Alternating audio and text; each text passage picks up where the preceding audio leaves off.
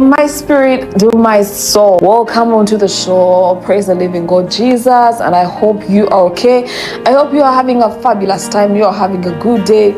And today I really wanted to share a word with us. Yeah, like I told us, we make sure that we share a word of knowledge, a word of wisdom, yeah, a word of encouragement, a word of love, a word that will soothe your soul, yeah, regardless of what you're going through. My heart was a little broken and I said a prayer. As I was coming to work, I saw a lady. She was seated with her baby. Probably the baby was sick. Yeah, and you could see she really could have cried her soul out. The eyes were really red. Yeah, they were red. You could see she was in that place of sorrow.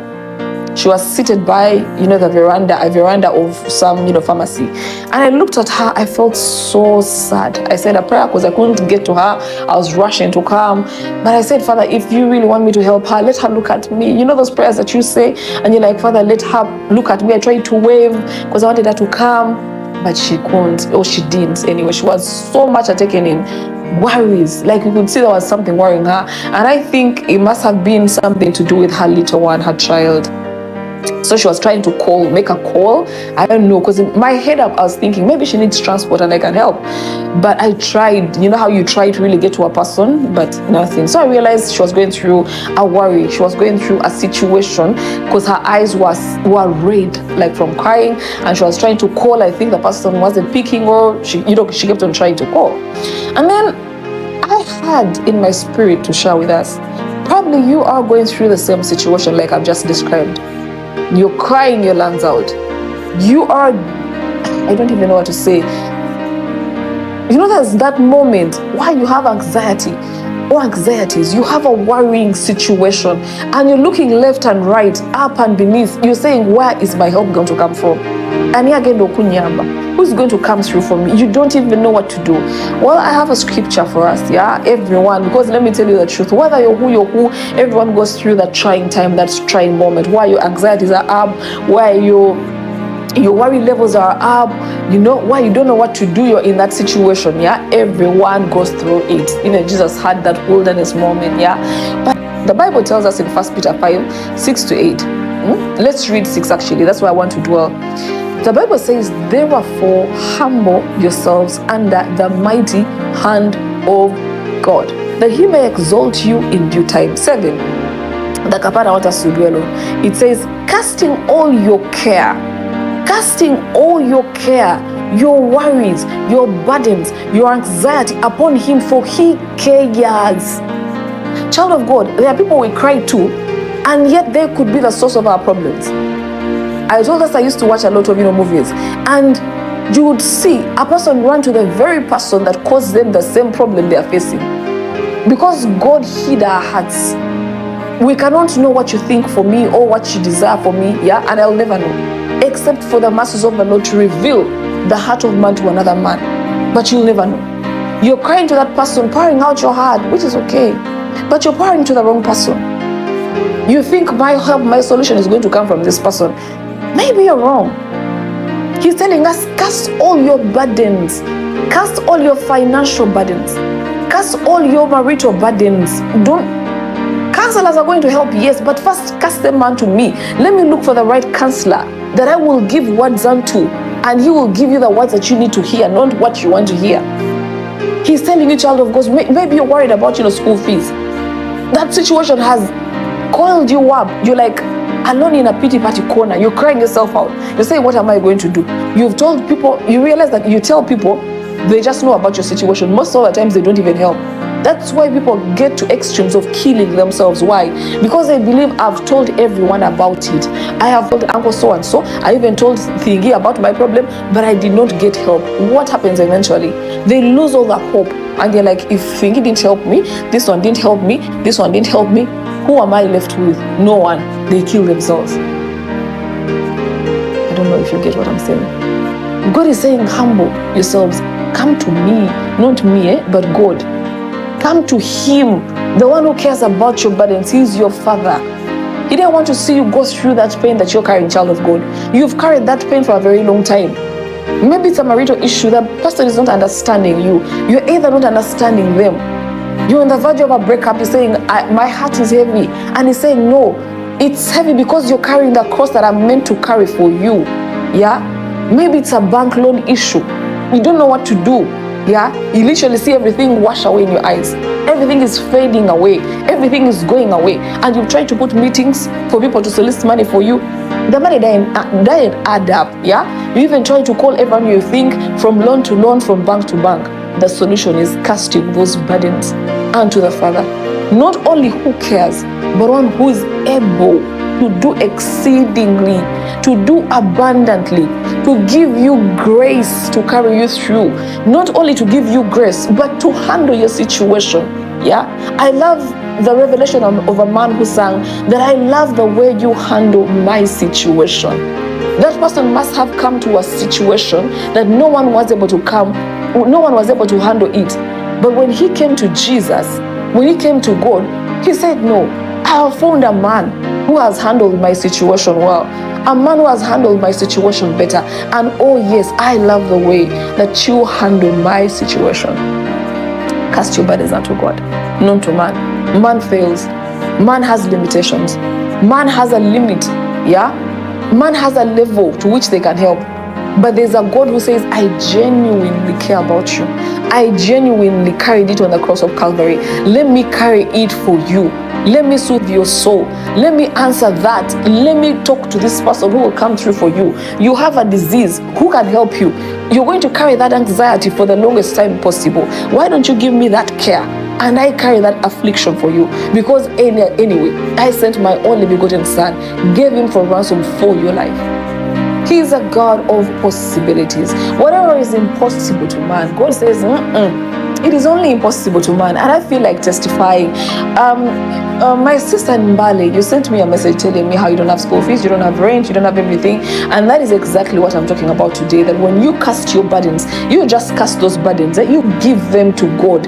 You tell him through prayer and tell him, Father, Abba, yeah, I have had you do these things for people. Please do it for me. Let me give this testimony. Probably you've heard over and over about it, yeah? And you're not about to hear the end of it, because I want to be telling everyone who cares to listen.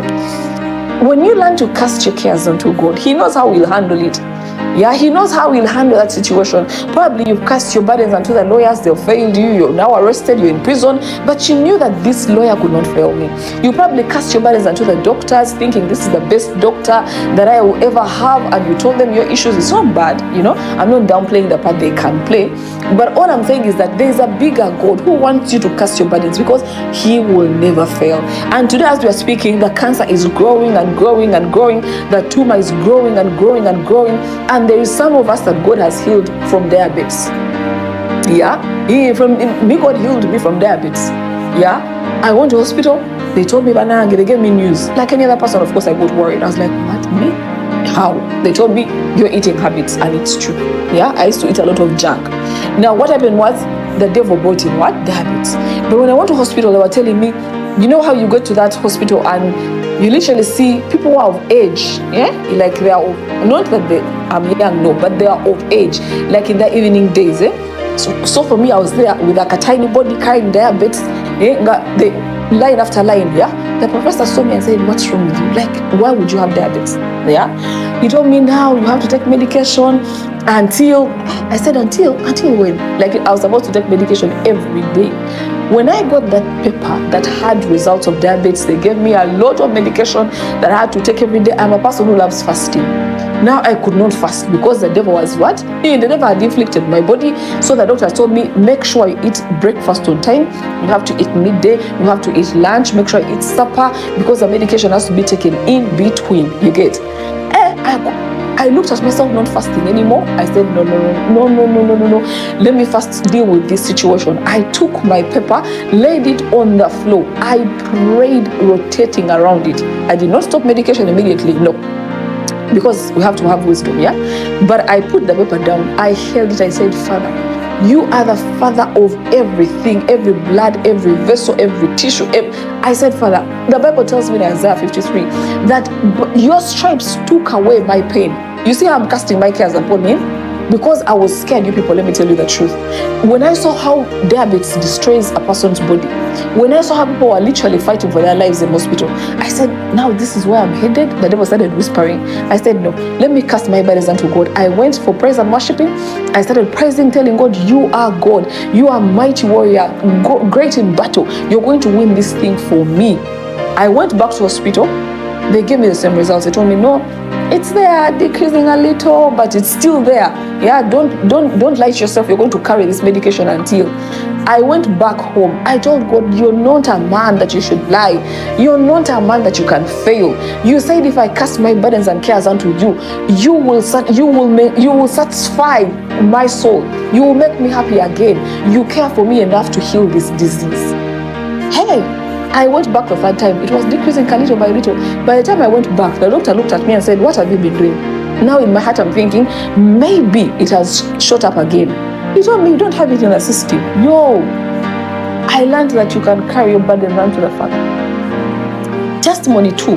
I cast my burdens unto the wrong people. I was orphaned at a very tender age. Like, I literally don't remember well my father, but my mother remembers. So she passed on when I was in P6, and we grew up hearing that when you're an orphan, you don't study, no good thing comes to you. I'm telling you this because I feel I need to tell you that there's a God who, regardless of you have a mother, you have a father, or you have help or not, He's the helper that you need. He will always be available in time of need. This God I'm telling you about is real. When you cast your burdens, not to people but to Him, He knows how He will handle it. So a time came when I wanted to go to school, like past primary, I went to secondary, now university, you know, things were downplayed the thing, so your uncle somehow the mind is mixed up. Then, I cried. I remember telling God, no, my uncle could have failed, but I know you are God. But I know you told me, you told me I would study. Yeah, I cannot testify that you are God and then I failed here. No, I gave Him my burdens. That time it was a burden, it was heavy. I didn't know who to give it to. Yeah, because when you don't have a biological mom, no dad, you don't know who to place these things to. But I realized that you can place your burdens unto God, whether you have a mom or not, whether you have help or not. You cast them to God. He knows who is going to commission to come and help you. So God gave me my guardians.